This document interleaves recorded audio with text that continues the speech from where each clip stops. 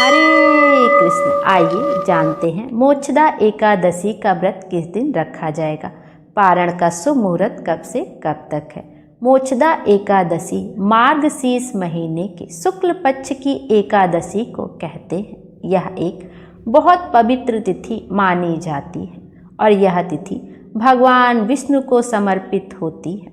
माना जाता है कि इसी दिन कुरुक्षेत्र के युद्ध मैदान में भगवान श्री कृष्ण ने अर्जुन को श्रीमद् भगवद गीता का ज्ञान दिया था।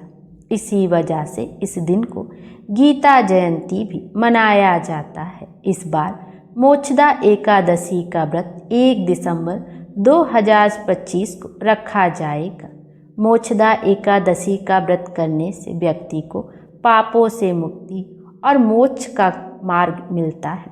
इस बार एकादशी तिथि की शुरुआत 30 नवंबर 2025 को रात में 9:29 पर होगी और एकादशी तिथि का समापन 1 दिसंबर 2025 को शाम 7:01 पर होगा।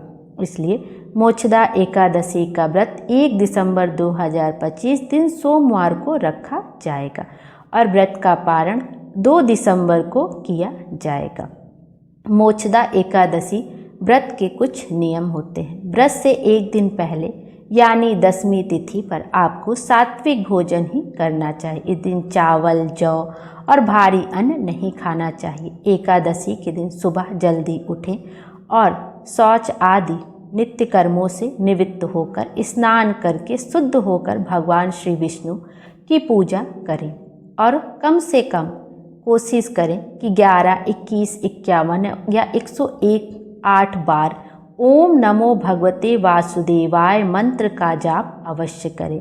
यह दिन गीता जयंती भी है तो इसलिए कोशिश करें कि श्रीमद् भगवद गीता का पाठ भी जरूर करें। आप भले ही एक पन्ना ही क्यों ना पढ़ें।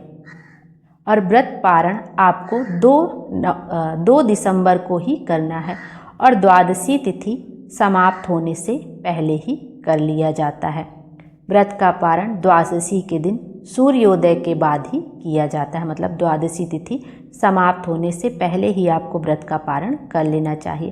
पारण से पहले किसी ब्राह्मण, साधु या ज़रूरतमंद व्यक्ति को भोजन कराएं या यथाशक्ति आपसे जो भी संभव हो दान जरूर करें और तुलसी दल का सेवन करके ही अपने व्रत का आपको पारण करना चाहिए। मोक्षदा एकादशी का व्रत रखना बहुत ही शुभ माना जाता है। इस व्रत को करने से सुख, शांति और समृद्धि आती है। कहते हैं कि इससे पितरों को मोक्ष मिलता है और संतान प्राप्ति का आशीर्वाद मिलता है।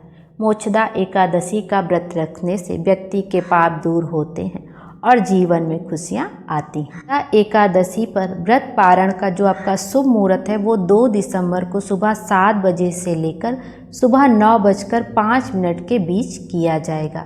इस दिन आप भगवान श्री हरि को पंचामृत का भोग जरूर लगाएं, पीली मिठाइयों का भोग जरूर लगाएं और पीले फल का भी आप कोशिश करें, संभव हो तो भोग अवश्य लगाएं। थी आज की वीडियो, उम्मीद करती हूँ आपको पसंद आई होगी। Thank you.